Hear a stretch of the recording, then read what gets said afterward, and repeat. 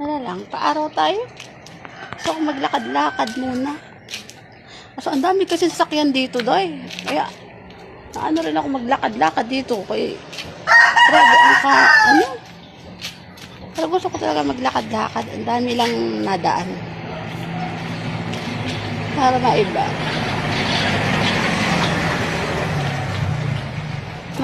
Gabok-gabok. Kaya masarap talaga magpalakad-lakad sa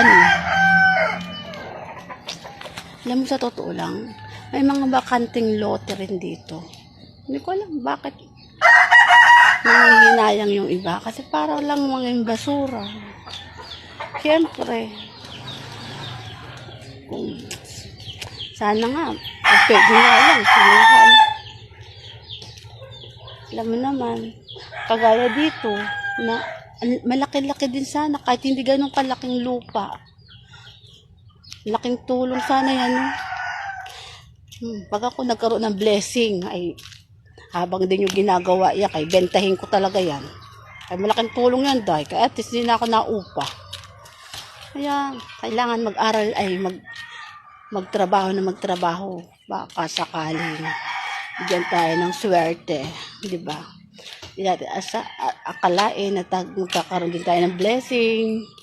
Wag lang tayong basta wag lang tayo laging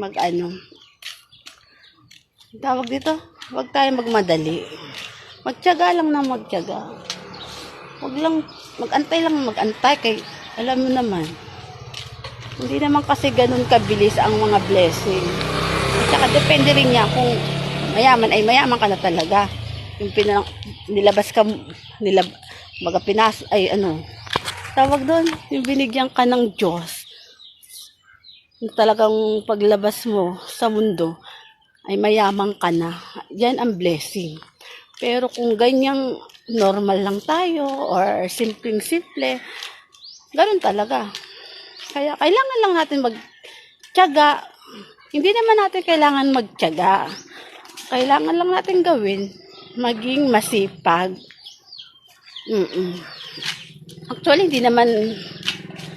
Actually talaga pag summer ay summer, blessing ay blessing. Depende rin talaga sa atin.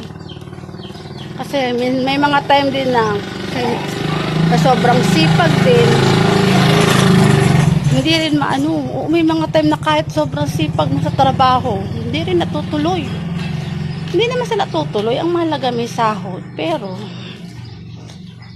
ang kita, magkukulang pa rin. Ganun talaga ang Wala lang, napacheck ka lang ako kasi may bakante nga doon lote. Para chismisan natin. Habang nandun tayo sa bakanting lote. Kung pwede nga lang pulutin na agad yan eh. Ay puro basura lang naman. Pwede lang kunin kay kinuha ko na talaga dipungal. Ilang taon na nanaan dyan na hindi man lang pinagtsatsagaan. Kasi may-ari kasi dito na hindi naman dito natira. Ayaw nila. Kaya ang ginagawa nila, ganyan lang, bakante, na puro basura. Diba? Kakapanghinayang din. Kung mayaman ka na, ipamigay mo na lang. Kaya antayin ko yan, bigay mo na lang sa akin, di po pa. At least hindi ako naupa. Yun lang. Palakad-lakad lang ako sa exercise dito, pero sa totoo lang dinadaanan ko lagi yung bakanting lote na yan. Kasi, wala naman nakuha niyan. Ilang taon na dekada yata yan dyan eh. Nangihinayang ako. Ako talaga nangihinayang. Kung ako lang, nilinis ko na tapos inanuhan ko na yan. Ginawan ko na yan ng bahay ko. Kahit maliit. Diba? Nakakapanghinayang din naman eh. Kaya puro mga aso lang, mga pupo ng aso, mga daga. Kasi ang daming daga din dyan napunta. Diba? Yun lang, naisip ko lang. Kaya kinikismis ko lang din sa inyo. Pero paaraw muna ako dahil. Yun, sana nga may makakita kung sino ka mang may-ari ng lupa na yan at ayaw nyo pang gamitin.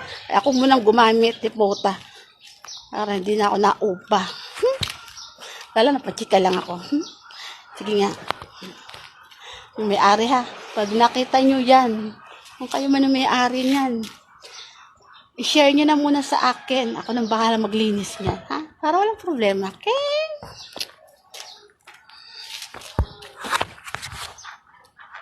Ano hindi dahil pongal?